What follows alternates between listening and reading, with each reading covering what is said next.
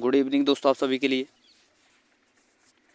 और दोस्तों मुझे उम्मीद है आपकी पढ़ाई जो है दोस्तों अच्छी चल रही होगी, बेहतर चल रही होगी, बेस्ट चल रही होगी। और दोस्तों आप सभी को पता ही है कि हमारी दोस्तों केमिस्ट्री की क्लासेज जो हैं आपके लिए कराई जा रही हैं हमारे द्वारा, यानी केमिस्ट्री क्लासें हमारी चल रही हैं। और दोस्तों आपका फर्स्ट क्लास जो थी आपकी आवर सारणी से रिलेटेड, उसकी दोनों क्लास में आपके लिए करा चुका हूँ। यानी दोस्तों कंप्लीट जो आवर सारणी है और उससे रिलेटेड जितने इंपॉर्टेंट पॉइंट्स हैं यानी फैक्ट्स जो हैं, जो क्वेश्चन बन सकते हैं, वो सारी चीज़ें मैं आपके लिए करा चुका हूँ। और आज हमारा टॉपिक स्टार्ट होने वाला है दोस्तों हमारा तत्व, यौगिक और मिश्रण, जो कि दोस्तों बहुत ही इम्पोर्टेंट जो है टॉपिक है आपके लिए दोस्तों। तो चलिए दोस्तों इस टॉपिक के बारे में जितनी भी आपकी चीज़ें, जो इम्पोर्टेंट पॉइंट्स बनते हैं, जो भी क्वेश्चन बनता है, जो भी प्रश्न बनेगा, उन सारे पॉइंट्सों को हम दोस्तों कवर करेंगे। तो चलिए दोस्तों वीडियो को स्टार्ट करते हैं बिना किसी देरी के। और जिन स्टूडेंटों ने दोस्तों अभी तक हमारे चैनल को सब्सक्राइब नहीं किया है तो उनसे रिक्वेस्ट है कि चैनल को सब्सक्राइब करके साथ में ऑल वाला बेल आइकन जरूर दबा लें दोस्तों, ताकि मेरी आने वाली हर वीडियो का नोटिफिकेशन सबसे पहले दोस्तों आपके पास पहुंच सके। और वीडियो पर लास्ट तक आपको बने रहना है दोस्तों, वीडियो को लाइक करना है, शेयर करना है। तो चलिए दोस्तों स्टार्ट करते हैं। तो देखिए दोस्तों,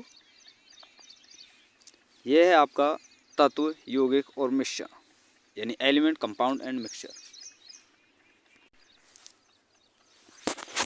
तो चलिए दोस्तों इसमें हम समझेंगे कि पदार्थ जो होता है आपका, यानी सब्सटेंस यानी मैटर जो होता है, वह हमारी दोस्तों इस प्रकृति में किन किन अवस्थाओं में पाया जा सकता है। और जो अवस्थाएं होती हैं तो कब किस प्रकार की अवस्था बनती है, किस अवस्था की खोज किसने की, अवस्थाओं का जो परिवर्तन होता है दोस्तों, जैसे ठोस से द्रव में, द्रव से गैस में, गैस से सीधा ठोस में, इस प्रकार की जो अवस्थाएं परिवर्तन होती हैं उनके प्रकार हम समझेंगे। तो दोस्तों बहुत सारी चीज़ें इसमें समझने को हैं।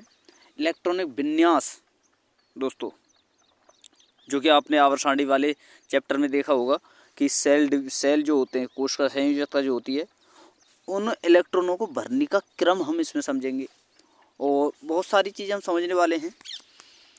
तो चलिए दोस्तों देखिए, सबसे पहले हम बात करें कि पदार्थ हमारे जो प्रकृति है इसमें कितने प्रकार का पाया जाता है। तो ये पाया जाता है दोस्तों 5 प्रकार का। ठीक है दोस्तों, कितने प्रकार का दोस्तों? 5 प्रकार का। तो ये है दोस्तों आपके सामने पदार्थ की अवस्थाएं। एक तो है ठोस, द्रव, गैस, प्लाज्मा और बीईसी। बीईसी का मतलब है दोस्तों बॉस आइंस्टाइन कंडेंसट। तो सबसे पहले हम बात करें दोस्तों इनके आकार के बारे में। तो देखिए दोस्तों, ठोस का आकार निश्चित होता है, तो आकार निश्चित, तो आयतन भी निश्चित। ये तो फिक्स है दोस्तों। क्या होता है, जो ठोस होता है इसमें दोस्तों इसका आयतन और दोनों आकार दोनों ही निश्चित होते हैं। वहीं दोस्तों बात करें द्रव की, तो द्रव का दोस्तों आकार जो है अनिश्चित होता है, जबकि आयतन निश्चित होता है। वहीं बात करें दोस्तों गैस की, तो इसमें दोस्तों आकार और आयतन दोनों ही अनिश्चित होते हैं। वहीं बात करें दोस्तों प्लाज्मा की, तो प्लाज्मा क्या होती है दोस्तों, जो गैसें होती हैं दोस्तों, गैसें उन्हें उच्च तापमान पर, अति उच्च तापमान पर रखने पर जो गैसों की आयनीकृत अवस्था जो प्राप्त होती है उसे कहते हैं हम दोस्तों प्लाज्मा। वही बात करें तो दोस्तों बॉस आइंस्टाइन कंडेंसेट अवस्था की, तो जो आपके हिग्स बोसोन कण जो हैं दोस्तों, उनको अति निम्न तापमान पर रखने पर जो अवस्था प्राप्त होती है उससे ही हम दोस्तों क्वांटम अवस्था कहते हैं। और उस क्वांटम अवस्था को ही हम दोस्तों बॉस आइंस्टाइन कंडेंसेट जो है अवस्था कहते हैं। तो ये तो है दोस्तों इनका आकार और जो है आपका आयतन। अब बात करें दोस्तों घनत्व की, तो सबसे ज़्यादा घनत्व पाया जाता है आपका दोस्तों ठोस में, और सबसे कम पाया जाएगा दोस्तों प्लाज्मा में। यानी गैसों में सबसे कम घनत्व पाया जाता है, ये आपको याद रखना है। ठोसों में सबसे ज़्यादा पाया जाता है। अगर दोस्तों देखिए, मान लीजिए ये कोई पिंड है और ये भी कोई पिंड है, इसमें जो अणुओं की संख्या है वो है दोस्तों इस प्रकार से, इसमें है आपकी इस प्रकार से, इस प्रकार से है दोस्तों। तो आप बताइए वजन किस में ज़्यादा होगा, क्योंकि इसमें जो है दोस्तों अणु हैं जो हैं कम है तो इसमें वजन कम होगा, इसमें अणु ज़्यादा हैं तो इसमें वजन ज़्यादा होगा। तो ऐसा क्यों दोस्तों? क्योंकि इसमें संख्या ज़्यादा है अणुओं की, इसमें संख्या कम है। तो ठोस जो है वजन में ज़्यादा होता है बजाय दोस्तों गैस के। तो ठोस में अणुओं की संख्या ज़्यादा है तो उसका घनत्व भी अधिक पाया जाएगा। ठीक है, तो इस प्रकार से आपको याद रखना है। बात करें दोस्तों इसके अणु, क्योंकि दोस्तों पास पास हैं, यहाँ पर मैंने आपके लिए बताया, तो इसलिए अणु पास पास होते हैं और प्लाज्मा में अत्यधिक दूर होते हैं, गैस में दूर दूर होते हैं, द्रव में थोड़ा सा कम दूर होते हैं। ठोसों के बीच दोस्तों अंतराणविक बल जो है दोस्तों ज़्यादा पाया जाता है। द्रव के अंदर दुर्बल बल और गैसों के अंतर्गत जो है दोस्तों अत्यधिक दुर्बल बल पाया जाता है। यानी जो इसके अणु हैं उनमें आपस में जुड़ने की जो क्षमता होती है दोस्तों बहुत कम होती है गैसों में।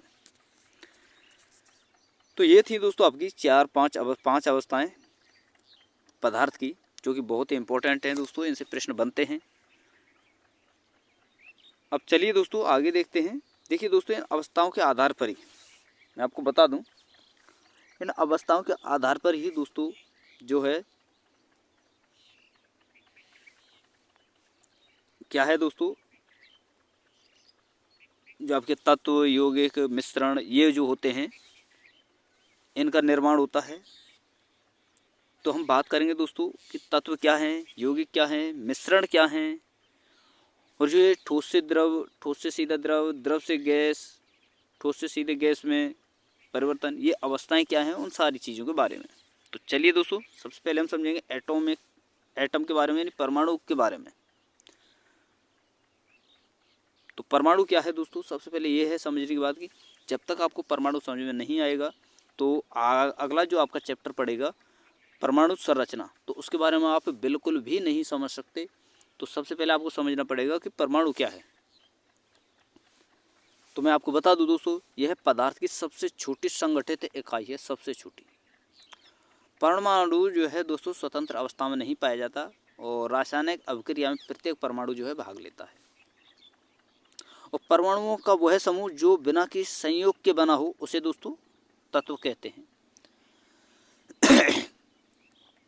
सॉरी दोस्तों, देखिए दोस्तों परमाणुओं का वह समूह जो बिना किसी संयोग के, बिना किसी मिलावट के बना हो उसे कहते हैं दोस्तों तत्व। यानी इसमें किसी प्रकार की कोई मिलावट नहीं। यानी दोस्तों आपकी जितने आवर्षाणी, जितने भी आपके जो दिख रहे हैं ना एलिमेंट, वो सारे के सारे दोस्तों क्या है, तत्व ही हैं।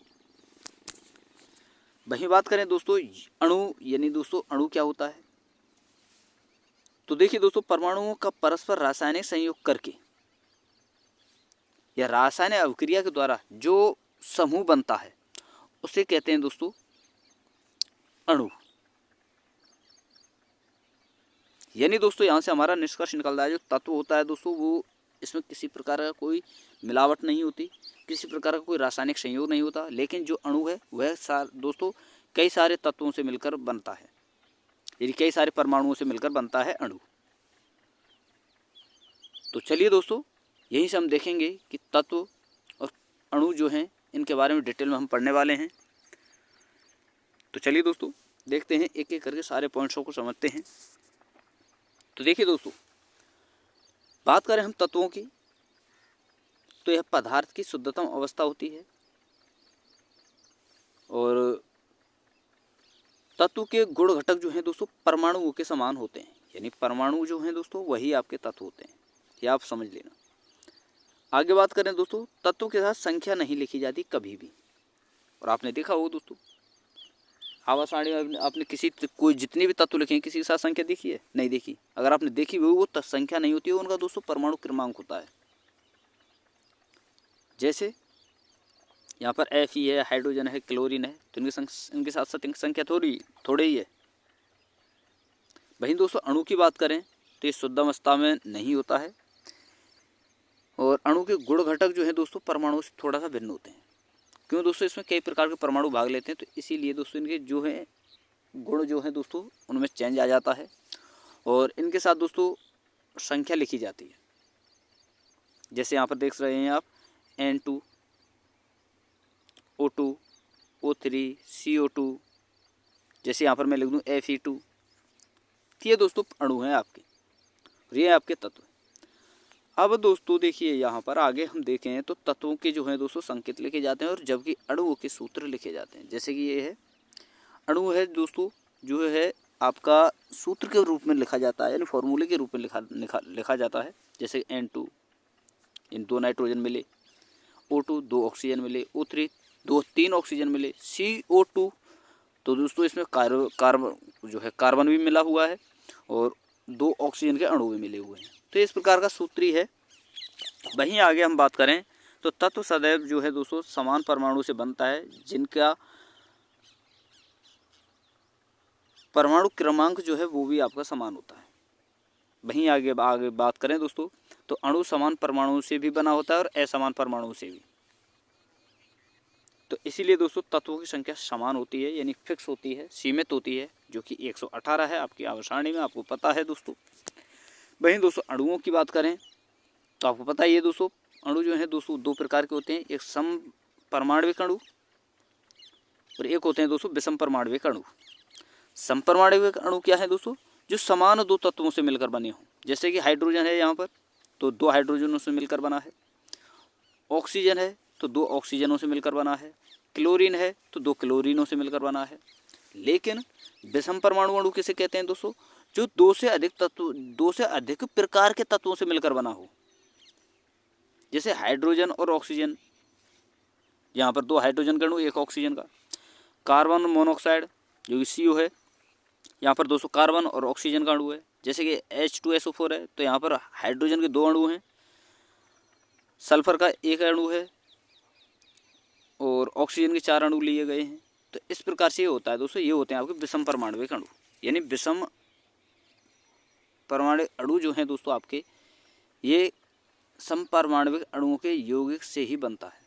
इस प्रकार से आप कह सकते हो, अलग अलग समपरमाणविक अणुओं के यौगिक से। आगे बात करें दोस्तों, इनकी संख्या अनंत होती है। क्यों होती है दोस्तों, देखिए आप देख सकते हो दोस्तों, हाइड्रोजन क्लोरीन, जैसे आपके फ्लोरीन है, हाइड्रोजन है, क्लोरीन है, तो इनसे आप कितने भी प्रकार के जो है दोस्तों समपरमाणु विषम परमाणु अणु आप बना सकते हो। तो इसलिए इनकी संख्या अनंत होती है। तो ये सारी चीज़ें आपको समझ में आ रही होंगी दोस्तों, और कंटेंट आपको पसंद आ रहा हो तो वीडियो को जरूर दोस्तों लाइक करते चले, शेयर करते चलें। अब दोस्तों बात करेंगे हम अणु और तत्व। अगर ये मिलते हैं, अगर इनका संयोग जो होता है वो मिलकर क्या क्या बना सकता है, यानी इनकी अभिक्रिया कराई जाए तो क्या क्या बना सकती है। तो ये है आपका दोस्तों अणु, ये आपका है तत्व। अगर ये इन्हें दोनों को मिला दिया जाए तो देखिए दोस्तों, आपके पास 2 चीज़ें आपके लिए प्राप्त होती हैं। एक तो होता है दोस्तों मिश्रण, जो कि दोस्तों बिना अभिक्रिया के बना समूह होता है, और एक होता है दोस्तों कंपाउंड, जो कि अभिक्रियाओं के द्वारा बना हुआ समूह होता है। तो देखिए दोस्तों, मिश्रण जो है दोस्तों ये अनुपात में होता है, फिक्स अनुपात में होता है, ठीक है। तो बिना यौगिक के है तो गुणों में कोई चेंज आएगा ही नहीं, और अगर दोस्तों बिना अभिक्रिया के है तो मिश्रण तो बिना अभिक्रिया के है तो इसमें तो कोई चेंज आएगा ही नहीं इसके गुणों में तो। लेकिन दोस्तों यौगिक जो है, तत्व और अणु के जो बीच जो अभिक्रिया होती है उनसे मिलकर बना होता है यौगिक, तो इनके गुणों में चेंज आएगा, तो इसका सूत्र भी लिखा जाएगा। लेकिन दोस्तों आपको बता दूं, मिश्रण का केवल आपको अनुपात मिलेगा देखने को, ठीक है। अब चलिए दोस्तों, इन सारी चीज़ों को हम आगे कुछ पॉइंट वाइज देखते हैं।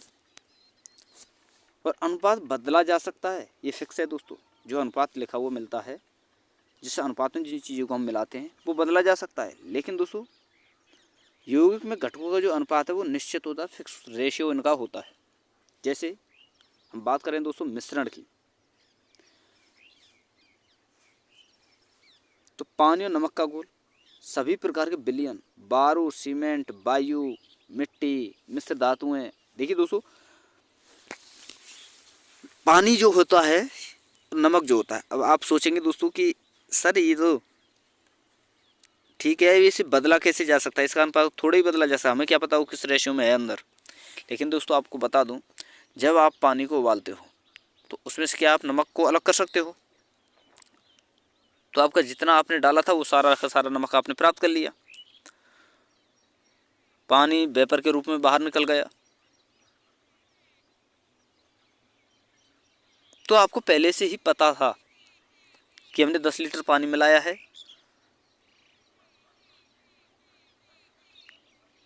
और 1 किलो नमक मिलाया है, तो 10:1 का रेशियो बना।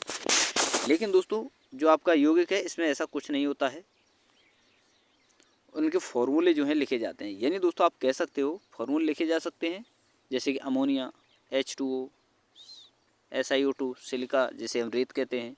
तो जितने भी आपके विषम परमाणविक यौगिक हैं दोस्तों, वो सारे के सारे आपके जो हैं दोस्तों यौगिक ही कहलाते हैं। जितने भी विषम परमाणविक अणुओं के यौगिक होते हैं वो आपके सारे के सारे जो हैं यौगिक कहलाते हैं। जैसे कि आपको मैं बता दूं, यहाँ पर दोस्तों ये रहे, यानी दोस्तों ये जो हैं आपके ये सारे के सारे दोस्तों यौगिक कहलाते हैं।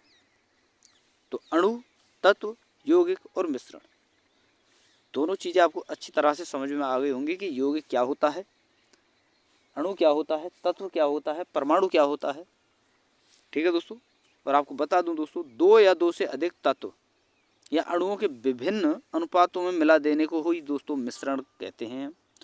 और मिश्रणों में घटकों का अनुपात जो है निश्चित नहीं होता। तो ये थी दोस्तों आपकी सारी चीज़ें। अब बात करेंगे दोस्तों कुछ इम्पोर्टेंट चीज़ों की, जैसे कि मिश्रण जो होता है आपका, ये भी दोस्तों 2 प्रकार का होता है, जैसे कि समांगी मिश्रण, विषमांगी मिश्रण। समांगी जिसमें अणुओं की संख्या समान हो, विषमांगी जिसमें अणुओं की संख्या समान नहीं हो। तो चलिए दोस्तों सबसे पहले हम समझेंगे समांगी मिश्रण को। तो देखिए दोस्तों, वह मिश्रण जिसमें प्रत्येक भाग में घटकों का वितरण एक जैसा हो वह मिश्रण कहलाता है। और समांगी मिश्रण के घटक अलग अलग पहचाने नहीं जा सकते। यानी दोस्तों जिन का मिश्रण पहचाना जा सके वो है विषमांगी, और जिन्हें नहीं पहचाना जा सकता उन्हें कहते हैं दोस्तों विषमांगी। जैसे कि दोस्तों पानी और नमक का घोल है, मान लीजिए आपने वो मिला दिया। हाँ, ऐसे थोड़ी बता सकते हो कि हाँ सर इसमें पानी मिला हुआ है या नहीं मिला हुआ। आप पहचान थोड़ी सकते हो, आप देख सो थोड़ी ही सकते हो कि इसमें पानी मिला हुआ है या नमक मिला हुआ है, नहीं पहचान सकते। तो वो है आपका दोस्तों समांगी मिश्रण। अब आपके सामने रख दिया जाए दोस्तों, क्या मान लीजिए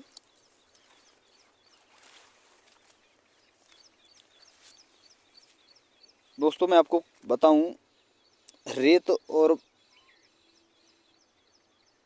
जो होता है वो, और एक आपका मान लीजिए कोई लोहे का पाउडर है, आयरन पाउडर जैसे हम कहते हैं, वो आपके सामने रख दिया जाए मिलाकर, तो आप पहचान सकते हो ना। तो वो है विषमांगी मिश्रण। तो यही फ़र्क होता है, ज़्यादा टफ चीज़ें नहीं हैं दोस्तों। और दोस्तों आज के बाद अगर आप एक बार इन नोट्सों को लगा लेते हो तो भविष्य में आपको कहीं पर भी दोस्तों साइंस पढ़ने की ज़रूरत नहीं पड़ेगी। तो आप ध्यान से दोस्तों अच्छी तरह से नोट्स बनाते चलें, इनको लगाएं अच्छी तरह से, सारी चीज़ें समझें। और कोई भी दिक्कत आए तो दोस्तों आप मुझे कमेंट में बता सकते हो। उस चीज़ को दोबारा से दोस्तों मैं आपको जो है दोस्तों समझाने की कोशिश करूँगा। यानी दोस्तों किसी प्रकार की समस्या नहीं आने दूंगा, ये मेरी गारंटी है।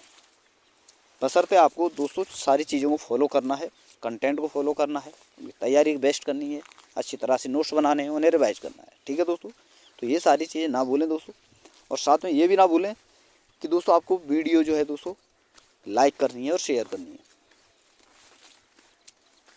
अब चलिए दोस्तों समांगी जो मिश्रण होते हैं इसके कुछ जो हैं दोस्तों हम देख लेते हैं। क्या एग्जाम्पल, जैसे कि नमक, शक्कर, एल्कोहल, पानी का पानी में घोल, मिश्र धातुएं, सभी प्रकार के जितने विलयन होते हैं दोस्तों ये सभी समांगी मिश्रण में आते हैं। वायु, सीमेंट में आप पहचान थोड़ी सकते हो कि आपका जो रेत जो होता है वो अलग है, उसमें जिप्सम अलग है, नहीं पहचान सकते। तो ये है आपका समांगी मिश्रण।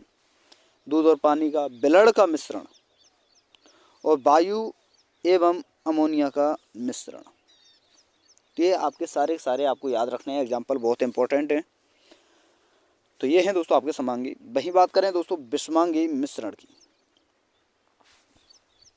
तो देखिए दोस्तों यह है आपका विषमांगी मिश्रण। और ऐसा मिश्रण जिसमें घटकों का वितरण असमान हो, यानी विषमांगी घटकों मिश्रण को अलग अलग पहचाना जा सकता है। जैसे रेत व पानी का मिश्रण, पानी व तेल या घी का मिश्रण, रेत व लोहे के बुरादे का मिश्रण, गंधक व लोहे के बुरादे का मिश्रण, बारूद जो है वो भी आप पहचान सकते हो। तो ये होते हैं दोस्तों विषवांगी मिश्र। दोस्तों देखिए, एक एक पॉइंट आपको समझ में आ रहा हो तो दोस्तों वीडियो को लाइक ज़रूर करते चलें, ठीक है। और दोस्तों मैं आपको बता दूं कि अभी तक जिन स्टूडेंटों ने हमारे दोस्तों ग्रुप डी से रिलेटेड जितनी भी आपके लिए मैंने बायो कराई है, जितने भी नोट्स मैंने आपके लिए कराए हैं, यानी जितनी भी क्लासें मैंने आपकी बायो से रिलेटेड कराई हैं, अगर आप जो स्टूडेंट पहली बार हमारे चैनल को विजिट कर रहे हैं या चैनल को देख या वीडियो देख रहे हैं, तो आपसे रिक्वेस्ट है दोस्तों, सबसे पहले तो आप चैनल को सब्सक्राइब कर लें।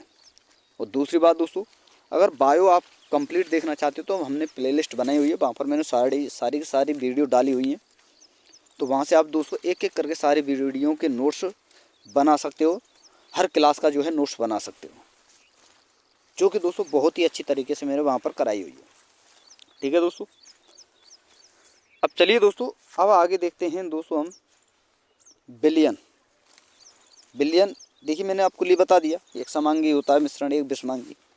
वहाँ पर मैंने यही बताया कि ऐसा बिलियन, यानी दोस्तों जितने बिलियन होते हैं वो सभी समांगी मिश्रण होते हैं, और ऐसा बिलियन जिसमें को हम देख सकते हैं, उसमें जो है उसके मिश्रण को हम पहचान सकते हैं, वो आपका समांगी मिश्रण विषमांगी मिश्रण होता है। और जिसे नहीं पहचान सकते वो आपका विषमांगी होता है। तो वो सारी चीज़ें देखिए। अब बात करेंगे दोस्तों हम बिलियन की, कि बिलियन क्या है, यानी सॉल्यूशन क्या है। तो इसके भी कुछ फॉर्मूले होते हैं, बहुत इंपॉर्टेंट है, यहाँ से प्रश्न बनता है। तो चलिए दोस्तों देखते हैं। तो देखिए दोस्तों, बिलियन में दो प्रकार के घटक होते हैं। जो कम मात्रा में पाया जाए उसे विलेय कहते हैं, कम मात्रा में विलेय। और जो घोला गया हो या सॉल्यूट, और जो अधिक मात्रा में पाया जाए उसे विलायक, यानी दोस्तों घोला गया हो यानी सॉल्वेंट। तो देखिए दोस्तों, कभी कभार क्या होता है, ये चीज़ें याद नहीं रहती हैं, तो मैं आपको बता दूं। विलेय शब्द छोटा है ना, तो वो कम मात्रा वाला है। और विलायक शब्द बड़ा है, तो ये ज़्यादा मात्रा वाला है। तो कम मात्रा वाला घोला जाता है। जैसे आपके पास पानी है, पानी में नमक कितना सा डालते हो तुम? थोड़ी ही मात्रा में नमक डालते हो ना, पानी ज़्यादा होता है। तो जो कम मात्रा में डाला है वो तो घोला गया है। और किस में घोला गया है? पानी में, जिसमें घोला गया हो। तो इस प्रकार से आपके विलेय और विलायक होते हैं। अब बात करें दोस्तों फॉर्मूला याद करने की बातें, तो देखिए दोस्तों, आपको एक चीज़ याद रखनी है। कभी आपने लाभ हानि निकाला होगा। मान लीजिए कोई वस्तु आपने 100 रुपये में खरीदी और 150 रुपये में बेच दी। अब इसमें से आप लाभ निकालोगे तो 150 में से 100 को ही तो घटाओगे, तो आपके पास क्या आएगा? 50। अब यहाँ पर लाभ प्रतिशत अगर आपको निकालना हो तो ये जो प्राप्त हुआ है आपको लाभ, यही तो ऊपर रखोगे, छोटी मात्रा। जो आपका सीपी है, जो 50 और 100 के कंपैरिजन में देखें तो 100 बड़ा है, तो 100 को नीचे रखोगे।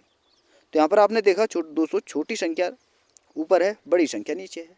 तो इसी प्रकार से दोस्तों यहाँ पर आपको निकालना है परसेंट के बेस में, कि जो आपका विलेय होता है कम मात्रा में जो होता है वो आपका ऊपर होता है, और छोटी मात्रा में दोस्तों ज़्यादा मात्रा में जो होता है विलयन, वो आपका दोस्तों नीचे होता है। तो और गुणा में इसका परसेंट निकालना हो तो गुणा में 100 कर देते हैं। तो ये दोस्तों कुछ फॉर्मूले हैं विलयन से रिलेटेड, ये आपको बहुत इंपॉर्टेंट है, याद रखने हैं।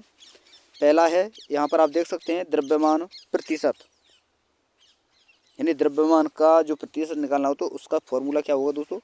विलेय का द्रव्यमान और विलयन का द्रव्यमान, विलेय का द्रव्यमान बटे विलयन का द्रव्यमान इंटू 100। आयतन का प्रतिशत निकालना हो तो विलेय का आयतन बटे विलयन का आयतन इंटू 100। वहीं द्रव्यमान आयतन का निकालना हो तो ऊपर द्रव्यमान, यहाँ पर पहले द्रव्यमान आया है तो पहले हम द्रव्यमान रखेंगे, बाद में आयतन आया है तो भी बाद में आयतन रखेंगे, इंटू 100 कर देंगे। वही बात करें दोस्तों पार्ट पर मिलियन पीपीएम की, तो ये आप याद मत रखो, चाहे रखो, इसे मत रखो, कोई दिक्कत नहीं है, लेकिन पूछा नहीं जाता है। जो पूछा जाएगा वही चीज़ें मैं आपके लिए बताऊंगा।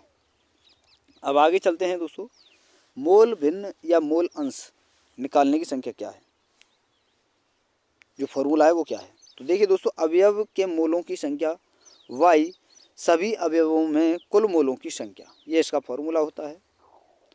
वही बात करें दोस्तों मोलरता की, तो ये क्या होता है, तो 1 लीटर बिलियन में घुले हुए विलेय के मोलों की संख्या को ही दोस्तों हम मोलरता कहते हैं। तो ये चीज़ आपको ज़रूर याद रखनी है। मोलरता का फॉर्मूला होता है दोस्तों विलेय में मोल, विलेय के मोल वटे बिलियन का लीटर में आयतन। तो ये होता है दोस्तों मोलरता का फॉर्मूला। क्या होता है दोस्तों, विलेय के मोल, विलेय के मोल वटे बिलियन का लीटर में आयतन। तो ये होता है मोलरता। मोलरता का मात्रक होता है दोस्तों मोल। अब बात करें दोस्तों मोललता की। मोलरता और मोललता दोनों में अंतर है, डिफरेंट है। लेकिन दोस्तों मोललता किसे कहते हैं, किसी बिलियन के 1 ग्राम द्रव्यमान में घुले हुए विलेय के मोलों की संख्या को ही हम दोस्तों मोललता कहते हैं। और मोललता का फॉर्मूला होता है दोस्तों विलेय के मोल बाय बिलियन का किलोग्राम में द्रव्यमान। मोलरता का मतलब है दोस्तों बिलियन का लीटर में आयतन, यह आपका मोलरता कहलाता है। लेकिन मोललता किलोग्राम में द्रव्यमान, और इसका मात्रक होता है दोस्तों मोल, यानी मोल प्रति किलोग्राम, ये इसका मात्रक होता है। अब बात करें आगे दोस्तों, चलिए देखते हैं बिलियन। ये आपने बिलियन ही तो पढ़ा है, यहाँ से समांगी मिश्रण, ये आपका बिलियन है, ये विषमांगी है, ये बिलियन। अब बिलियन होते कितने प्रकार के हैं दोस्तों, ये आपको समझना है। तो हमें आगे चलना होगा और समझते हैं एक एक चीज़ को, सारी चीज़ों को एक एक करके। तो देखिए दोस्तों बिलियन के प्रकार यहाँ पर आप देख सकते हैं। बिलियन जो है दोस्तों कितने प्रकार के होते हैं वो एक एक करके सारी चीज़ें हम समझेंगे। जैसे कि आपका वास्तविक बिलियन होता है, कोलाइडी बिलियन होता है, यहीं पर आगे अगर हम समझें एक होता है निलंबन बिलियन। तो 3 प्रकार के बिलियन होते हैं आपके सामने। तो सबसे पहले हम बात करेंगे दोस्तों वास्तविक बिलियन। तो वास्तविक विलयन या ट्रू सॉल्यूशन जिसे हम कहते हैं, तो ये क्या होता है दोस्तों, इसमें कणों का आकार जो होता है दोस्तों 1 नैनोमीटर से छोटा होता है, यानी इसे हम दोस्तों नंगी आंखों से नहीं देख सकते। ये होता है वास्तविक विलयन। जैसे इसमें पानी है, यानी दूध भरा हुआ है इसमें दोस्तों, आपने इसमें पानी मिला दिया, तो आप ऐसा थोड़ी कर सकते हो कि दूध में से आपने पानी को अलग करके देख लिया, आपको पानी अलग दिखेगा या दूध अलग दिखेगा, नहीं देख सकते। तो ये होता है दोस्तों वास्तविक विलयन। और जितने भी समांगी विलयन होते हैं वो वास्तविक विलयन ही होते हैं, ये आपको याद रखना है। बहुत इंपॉर्टेंट पॉइंट मैंने आपके लिए बता दिया है। आगे बात करें दोस्तों कोलाइडी विलयन की, तो कणों का आकार 1 नैनोमीटर से 1000 नैनोमीटर के मध्य हो, और इसे भी दोस्तों हम जो है नंगी आंखों से नहीं देख सकते। तो ये होता है आपका कोलाइडी विलयन। अब बात करें दोस्तों इंपॉर्टेंट है आपके सामने निलंबन विलयन, यानी सस्पेंशन जिसे हम कहते हैं। तो कणों का आकार 1000 नैनोमीटर से अधिक हो, यानी दोस्तों जिसे हम नंगी आंखों से देख सकें, वो कहलाता है आपका निलंबन विलयन। जैसे जितने भी आपके दोस्तों विषमांगी मिश्रण जो हैं वो सारे के सारे आपके दोस्तों निलंबन विलयन के उदाहरण हैं। ये आपको याद रखना है दोस्तों। और नोट में आपको याद रखना है कि कोलाइडी विलयन से गुजरते समय प्रकाश का पूरा पथ दिखाई देता है। जैसा आपने कभी अपने मकानों में देखा होगा, जिनके घर में रोशनदान है उन्होंने ज़रूर महसूस किया होगा दोस्तों। जैसे मान लीजिए रोशनदान से रोशनी आ रही है, तो जब उस रोशनी को आप देखते हो ना, तो आपने देखा होगा दोस्तों छोटे छोटे छोटे छोटे रैंडम मोशन में आपको कण दिखाई देंगे गति करते हुए। तो वो जो होता है ना वो प्रभाव, जिस प्रकार से वो सारी चीज़ें हमें दिखाई दी, एकदम रास्ता सा दिखाई देता है, एकदम अलग से ही वो बन जाती है उसकी आकृति। तो वो कहलाता है दोस्तों टिंडल प्रभाव। और टिंडल प्रभाव के दौरान विलयन के कणों की यादृच्छिक गति जो होती है उसे ही दोस्तों हम ब्राउन गति कहते हैं। तो ये होता है दोस्तों आपका टिंडल प्रभाव। तो चलिए दोस्तों अब बात करेंगे दोस्तों कोलाइड विलयन जो होता है, टिंडल प्रभाव तो जो होता है, इससे रिलेटेड कुछ इंपॉर्टेंट चीज़ें हैं। जैसे ठोस, द्रव, गैस होता है, जिन्हें दोस्तों सॉल्व भी बनते हैं, पायस, एरोसोल, ठोस, तो ये बहुत यहाँ से प्रश्न पूछा जाता है और हर एग्जाम में दोस्तों यहाँ से आपको प्रश्न देखने को मिलेगा। ये इंपॉर्टेंट है दोस्तों बहुत ज़्यादा, और सबसे कठिन भी यही होता है दोस्तों। जितना टफ आपको दिखाई दे रहा है ना ये सरल, उतना टफ भी होता है दोस्तों। इसमें बहुत ज़्यादा डिफिकल्टी आती है स्टूडेंटों को तैयारी याद करने में। तो चलिए दोस्तों एक एक करके हम समझते हैं कि किसको क्या कहते हैं, किसको क्या कहते हैं। तो देखिए दोस्तों, जब लिक्विड में गैस मिलाएंगे, लिक्विड में अगर हम गैस मिलाएंगे तो इसे कहेंगे दोस्तों एरोसेल ऑफ लिक्विड।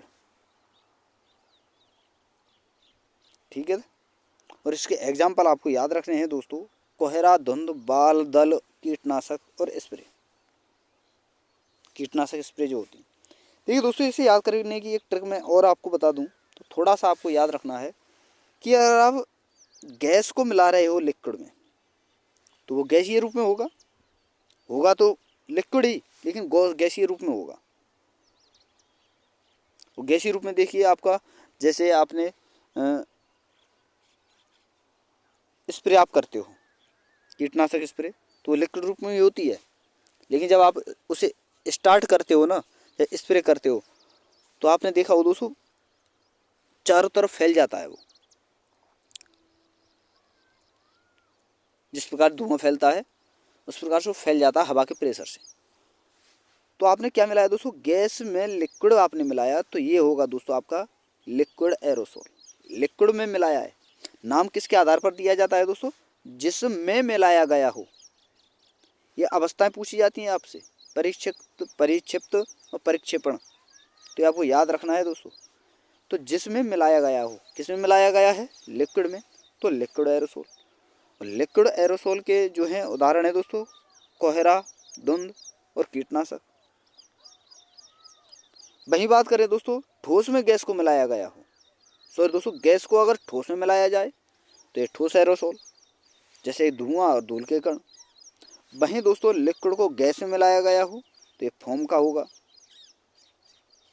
वहाँ लिक्विड का गैस में है, यहाँ पर दोस्तों अगर लिक्विड को गैस में मिलाया गया हो तो ये फोम आपका कहलाएगा, जिसके एग्जाम्पल हैं दोस्तों फेंटी हुई क्रीम, सोडा वाटर, झाग, ये सभी।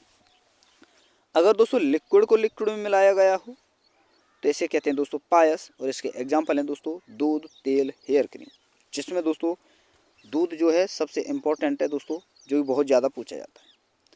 अगर लिक्विड को दोस्तों ठोस में मिलाया गया हो तो आपका होता है दोस्तों शॉल, इसे कहते हैं हम, और इसके एग्जाम्पल हैं दोस्तों पेंट, स्याही, धातुओं का विलयन, कोश का द्रव्य। अगर सॉलिड को गैस में मिलाया गया हो तो ये फोम आपका कहलाता है, सॉलिड फोम, जिसे दोस्तों आप प्यूमिक स्टोन भी कहते हैं, फोम रबड़ भी आप कह सकते हैं इसके एग्जाम्पल। वहीं दोस्तों सॉलिड को लिक्विड में मिलाया गया हो तो आपका जेल बनेगा, जैसे पनीर, मक्खन, बूटी पॉलिश, जेली, ये सभी। और अगर सॉलिड में सॉलिड को मिलाया गया हो तो ये होगा आपका ठोस सॉल, जिसके एग्जाम्पल हैं दोस्तों रूबी ग्लास और रत्न। रत्न कहते हैं दोस्तों जेम स्टोन को। ठीक है, तो ये सारी चीज़ें आपको ज़रूर याद रखनी है, बहुत इंपॉर्टेंट है दोस्तों। यहाँ से एग्जाम में प्रश्न हर एग्जाम में आपको देखने को मिलेगा ही। अब चलिए दोस्तों बात करते हैं आगे। जितने भी आपके मिश्रण हैं, यौगिक हैं, इनको अलग करने की जो विधियाँ हैं, एक एक करके सारी विधियों को हम पढ़ेंगे। मिश्रण को पृथक करने की विधियाँ, जैसे पहला है दोस्तों ऊर्ध्वपातन, यानी दोस्तों सब्लिमेशन। और सब्लिमेशन क्या है दोस्तों, वह विधि जिसमें किसी ठोस को गर्म करने पर सीधा गैस में परिवर्तित हो जाए, वो आपका ऊर्ध्वपातन कहलाता है। इसके एग्जाम्पल बहुत ज़्यादा पूछे जाते हैं, ये आपको जरूर याद रखना है। एक तो क्या है दोस्तों कपूर, दूसरा आयोडीन, तीसरा नेफ्थलीन, चौथा अमोनियम क्लोराइड, पांचवा है दोस्तों ठोस CO2 यानी शुष्क बर्फ जिसे हम कहते हैं, और एक होता है बेंजोइक अम्ल। और इसमें दोस्तों नेफ्थलीन आपसे बहुत ज़्यादा पूछा जाता है, और एक आपका अमोनियम क्लोराइड। और CO2 ये शुष्क बर्फ है, ये भी आपसे पूछा जाता है, तो ये जरूर आपको याद रखना। पहले कपूर बहुत ज़्यादा पूछा है, लेकिन दोस्तों अब इन्होंने ट्रेंड में क्या ले लिया है, अमोनियम क्लोराइड और नेफ्थलीन। तो ये चीज़ें आपको ज़रूर याद रखनी है। आगे बात करते हैं दोस्तों ऑप्शन डिस्टिलेशन जिसे हम कहते हैं। तो देखिए दोस्तों यह द्रव और द्रव के मिश्रण को पृथक, द्रव और द्रव के मिश्रण को पृथक करने की विधि है। जब दो द्रवों के क्वथनांक बिंदु में अंतर हो,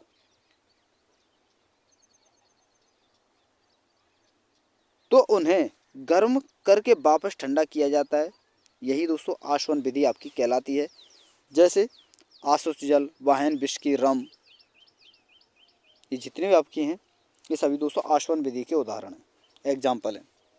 अब एक होता है दोस्तों मिश्रण को अलग करने की विधि प्रभाजी आसवन, यानी दोस्तों फ्रैक्शनल डिस्टिलेशन।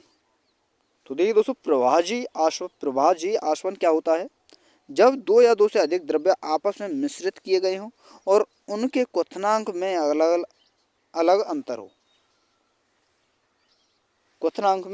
हो, तो प्रभाजी आसवन विधि काम में लेते हैं। और इसके द्वारा दोस्तों पेट्रोलियम से पेट्रोल, डीजल, केरोसिन आदि को अलग किया जाता है। तो आपसे पूछा जाता है कि पेट्रोलियम से पेट्रोल, डीजल का निर्माण किस विधि के द्वारा होता है? तो प्रभाजी आसवन विधि के द्वारा।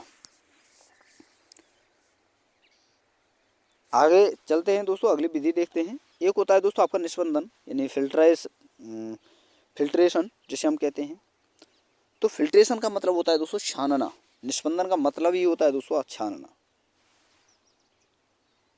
ठीक है, तो रुधिर का शुद्धिकरण जो होता है दोस्तों, ये भी आपका इसका निस्पंदन का एग्जाम्पल है। और बरसात के समय भूमि के द्वारा वर्षा के जल को अवशोषित करने की जो विधि है दोस्तों, वो भी आपकी दोस्तों निस्पंदन का ही उदाहरण है। एक होता है दोस्तों क्रिस्टलीकरण, यानी समुद्र जल से नमक प्राप्त करने, घी को शुद्ध करना, ये क्रिस्टलीकरण के आपके उदाहरण हैं, ये आपको जरूर याद रखने हैं। यानी दोस्तों समुद्र जल से नमक प्राप्त करने की विधि को हम वाष्पीकरण विधि भी कहते हैं, कि वाष्पीकरण के द्वारा भी जो है नमक प्राप्त किया जाता है। क्योंकि क्या किया जाता है, जब जल में नमक घुला हुआ हो तो जल को वाष्पित कर दिया जाता है और नमक हमें प्राप्त हो जाता है। तो ये चीज़ें आपको याद रखनी है। एक होता है दोस्तों वर्ण लेखन, यानी दोस्तों विभिन्न रंगों को स्याही को एक दूसरे से अलग करने की विधि जो होती है दोस्तों, वो कहलाती है वर्ण लेखन, यानी दोस्तों क्रोमेटोग्राफी विधि काम में ली जाती है। और इस विधि में दोस्तों सिलिका जेल का जरूर जो है प्रयोग किया जाता है, ये आपको याद रखना है। और ये जो है दोस्तों अधिशोषण के सिद्धांत पर कार्य करता है। आपसे पूछा जाएगा कि वर्ण लेखन विधि जो है इसमें किसका प्रयोग किया जाता है? तो सिलिका जेल का। ये प्रश्न दोस्तों ALP 2019 के एग्जाम में पूछा जा चुका है। तो ये सारी चीज़ें आपको याद रखनी है। तो ये थी दोस्तों आपकी निस्पंदन को अलग करने की विधियाँ, यानी विलयन को अलग करने की विधियाँ। आगे चलते हैं, आगे देखते हैं दोस्तों कुछ इंपॉर्टेंट पॉइंट फैक्ट्स जो बचे हैं उन्हें भी हम देख लेते हैं। जैसे कि दोस्तों अवस्था परिवर्तन। अब दोस्तों देखिए, किसी भी पदार्थ में, कोई भी पदार्थ हो, अगर आपको उसे ठोस से द्रव में, जैसे आपने पीछे पढ़ा दोस्तों ऊर्ध्वपातन करना, जिसके एग्जाम्पल थे दोस्तों आपके Kapoor, naphthalene, benzene, ammonium chloride, Kapoor, जो भी देखा आपने। ठीक है, और भी बहुत सारी चीज़ें मैंने आपके लिए समझाई, निस्पंदन विधि समझाई। तो ये तभी संभव है दोस्तों जब किसी पदार्थ की अवस्था में परिवर्तन करना संभव हो। तो उसी परिवर्तन को हम समझेंगे दोस्तों कि अगर ठोस से लिक्विड में जाए तो क्या होगा, लिक्विड से ठोस में आए तो क्या होगा, वह कौन सा परिवर्तन कहलाएगा। तो देखिए दोस्तों सॉलिड और ये आपका लिक्विड, सॉलिड और लिक्विड। अगर सॉलिड से लिक्विड करना हो तो उसे कहते हैं हम दोस्तों गलन। क्यों दोस्तों, आपके पास कोई बर्फ का टुकड़ा है, अगर इसे पानी के रूप में प्राप्त करना है तो पहले इसे गलाना पड़ेगा। तो इसलिए दोस्तों सॉलिड से लिक्विड में जाना होता है गलन, और लिक्विड को दोस्तों गैस में बदलना होता है दोस्तों क्वथन। अगर इसे उबालोगे इस पानी को तो ये गैस के रूप में जो है दोस्तों बदलेगा। वो गैस के रूप में कब बदलेगा? जब इसका क्वथनांक ज़्यादा होगा, उबाल बिंदु ज़्यादा होगा। तो लिक्विड को गैस में बदलना दोस्तों क्वथन कहलाता है। ठीक है दोस्तों,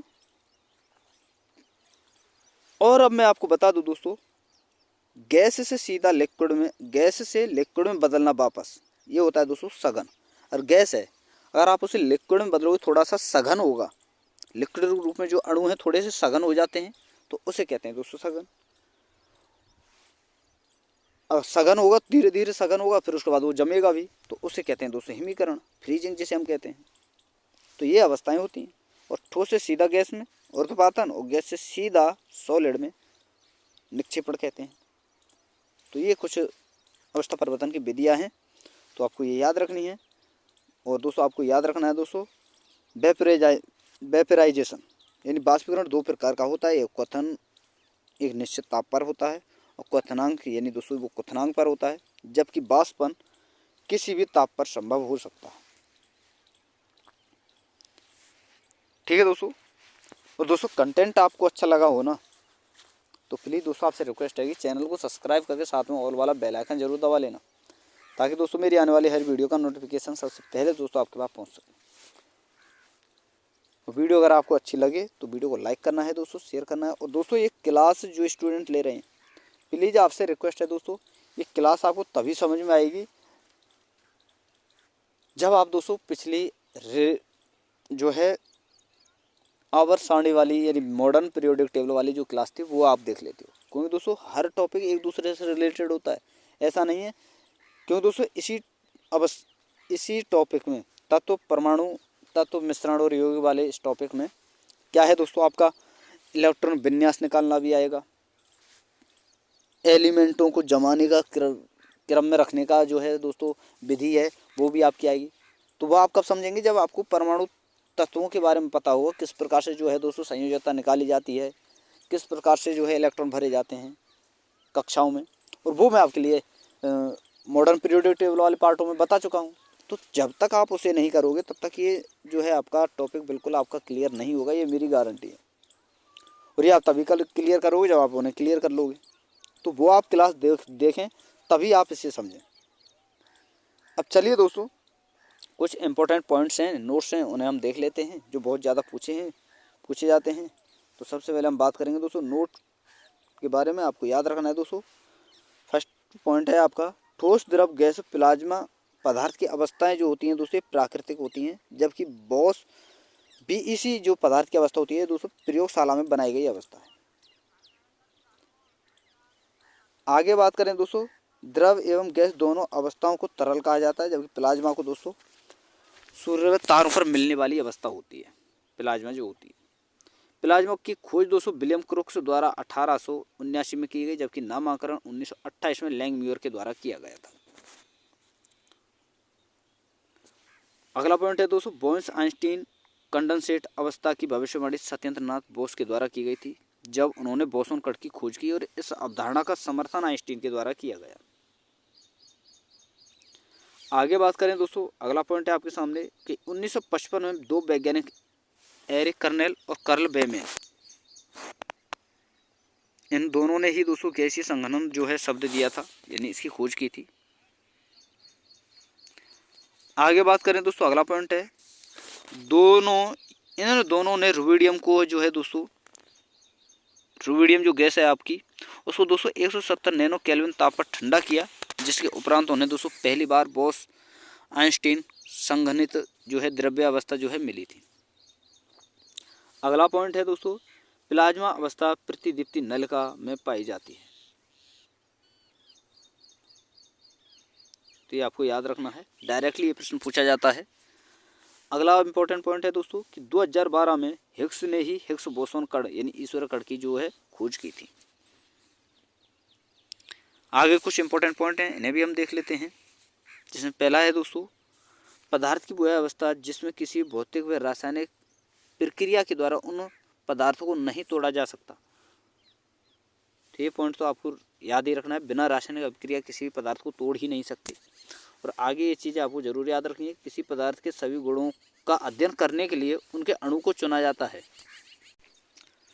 इसका मतलब यह है दोस्तों, अणु ही वह छोटी से छोटी इकाई है जिसमें पदार्थ के सभी गुण जो है विद्यमान होते हैं, और तत्व और अणु भी आपस में परस्पर संयोग करके मिश्रण या यौगिक का ही निर्माण करते हैं।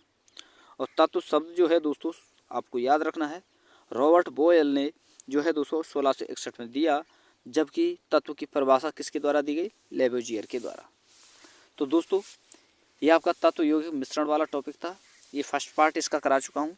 अब कुछ इम्पोर्टेंट चीज़ें जो हैं दोस्तों आपकी बची हैं, जैसे कि परमाणु संरचना क्या होती है, किस प्रकार से परमाणु का निर्माण होता है, और इलेक्ट्रॉन विन्यास किस प्रकार से निकाला जाता है, उनकी संयोजकता क्या होती है, वो सारी चीज़ें वो हम अगली वीडियो में समझेंगे। क्योंकि दोस्तों बहुत लंबी वीडियो हो जाएगी, कम से कम 2 घंटे की, तो ये थोड़ा सा आपको जो है समझने में दिक्कत हो सकती है। तो फर्स्ट पार्ट हम अगली वीडियो में देखेंगे।